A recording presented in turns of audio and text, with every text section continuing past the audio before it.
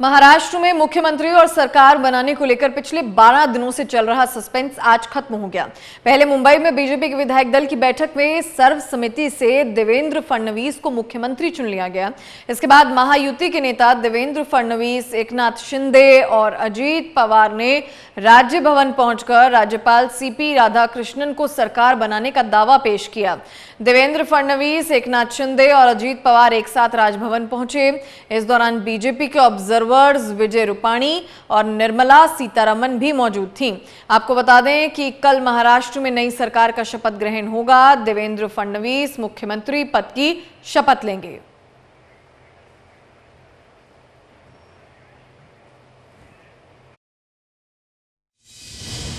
आज माननीय राज्यपाल जी से हमने भेंट ली है और माननीय राज्यपाल जी को भारतीय जनता पार्टी, शिवसेना, राष्ट्रवादी कांग्रेस, जनसुराज्य पार्टी, युवा स्वाभिमान पार्टी, रासप और इंडिपेंडेंट ऐसे सभी के पत्र आज हमने सौंपे हैं।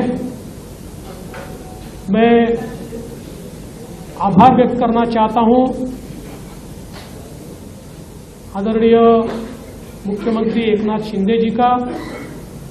एकनाथराव शिंदे जी ने शिवसेना के अध्यक्ष के तौर पर और शिवसेना के लेजिस्लेचर पार्टी के मुख्य तौर पर महाराष्ट्र के मुख्यमंत्री पद के लिए मेरे नाम की सिफारिश का पत्र दिया है।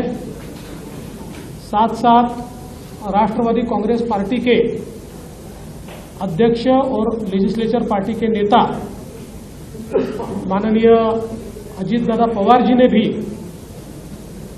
उसी प्रकार का पत्र दिया है। श्री विनय कोरे जी, रवि राणा जी, श्री गुट्टे जी और हमारे इंडिपेंडेंट्स जो हमारे साथ है, सभी ने इसी आशय का पत्र माननीय राज्यपाल जी को सौंपा है। हमारे साथ राजनीतिक विश्लेषक भी जुड़ गए हैं, शिवेश प्रताप जी। शिवेश जी, क्योंकि जिस तरह से सियासी घमासान मचा हुआ था, सीएम पद पर कौन बैठेगा इसको लेकर लगातार हलचल थी पिछले कुछ दिनों से। अब फिलहाल सीएम पद की देवेंद्र फडणवीस कल सीएम पद की शपथ लेने वाले हैं। किस तरह से देख रहे हैं आप ये नई सरकार?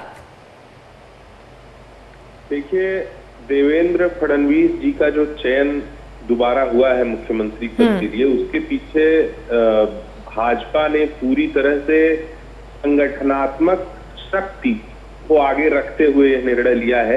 क्योंकि अगर आप पिछला रिकॉर्ड देखिए तो देवेंद्र फडणवीस का जो राजनीतिक रिकॉर्ड ब्राइट है, बहुत अच्छा है।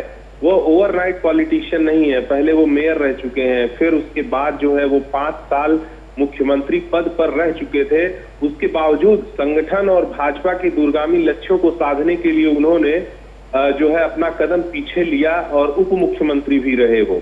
तो कहीं ना कहीं जिस प्रकार से पिछले 5 वर्षों में कई ऐसी स्थितियां आई जहां पर ये देखा भाजपा ने कि एक संगठक के रूप में देवेंद्र फडणवीस की जो भूमिका रही है वो बहुत ही काबिले तारीफ रही है। तो ऐसे में आने वाले समय में भी किस प्रकार से एकनाथ शिंदे को और पवार जी को साधना है साथ में, तो ये सारी चीजों के समीकरण को देखते हुए भाजपा कहीं कोई रिस्क नहीं लेना चाहती और वह किसी ऐसे नए व्यक्ति की जगह जो प्रूव्ड, जिसका प्रूवन ट्रैक रिकॉर्ड है, उस पर ही अपना दांव चलेगी। और कहीं ना कहीं जो एक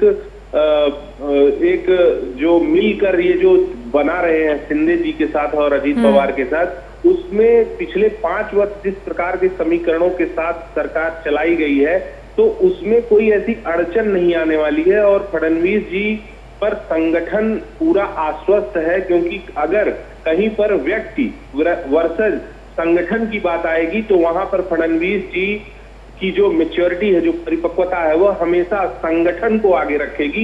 इसीलिए मुझे लगता है कि फडणवीस जी का चुनाव हुआ है और ये सही भी है। बिल्कुल शिवेश जी, और कहीं ना कहीं जब वो भी दिन याद है जब एकनाथ शिंदे ने प्रेस कॉन्फ्रेंस की थी और उसमें साफ तौर पर ये कह दिया था कि मैं सीएम पद की रेस में नहीं हूं और जो भाजपा फैसला लेगी वो मंजूर होगा। ये एकनाथ शिंदे खुद कहते हुए नजर आए।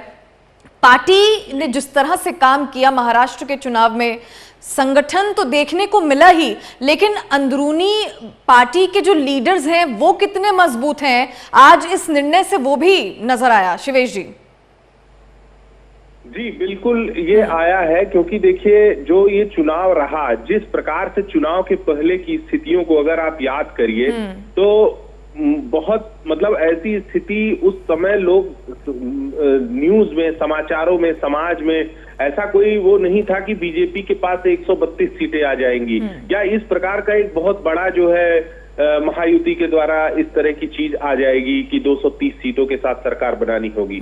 तो बहुत सारे समीकरणों में और जो एक जब हम रिस्क को एनालाइज करते हैं और उसको मैनेज करने का प्रयास करते हैं, उन सभी जगहों पर जिस प्रकार से जो है देवेंद्र फडणवीस जी का जो नाम था, जिस तरह से उन्होंने चीजों को मैनेज किया, और साथ साथ एक बहुत अच्छी बात ये थी कि भाजपा की तरफ से इस बार जिस प्रकार से जो चुनावी तैयारियां थी, लोग चुनाव में गए तो उसमें किसी प्रकार की अंदरूनी इस तरह की मतभिन्नता या कोई ऐसी विषय भी सामने नहीं आया। और कहीं ना कहीं इस बार जो है अगर आप देखिए तो जो शिवसेना और एनसीपी के साथ जो इस तरह का जो चुनाव लड़ा गया, उसमें भी भाजपा शुरू से बहुत सतर्क थी कि इस प्रकार से जो सीटों का विभाजन है उसमें कहीं कोई ऐसा सब्जेक्ट ना आए, ऐसा विषय ना आए जहां पर उनकी जो महायुति है वो कमजोर पड़ जाए। तो कहीं ना कहीं एक पूरे जो मशीनरी, जिसको हम कह सकते हैं चुनावी मशीनरी, से लेकर आज परिणाम आ चुका है और उसके बाद से जो है मुख्यमंत्री पद के चयन तक जो है नामों पर विचार बहुत लोगों के ऐसे होते हैं, लेकिन कहीं ना कहीं पूरा संगठन भी देवेंद्र फडणवीस के लिए बहुत ही सकारात्मक था और ये माना जा रहा था कि वो ही वेल डिजर्व्ड कैंडिडेट है इसके लिए।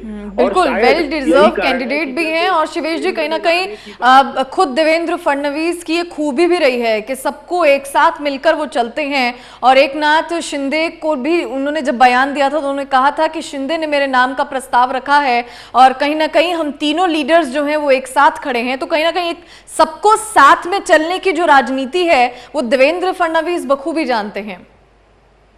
निसंदेह और यही कारण है कि वह पार्टी के लिए भी और महायुति के लिए भी, दोनों के लिए बहुत ही स्वीकार्य प्रत्याशी के रूप में वो मुख्यमंत्री पद पर जो है आरूढ़ होने जा रहे हैं।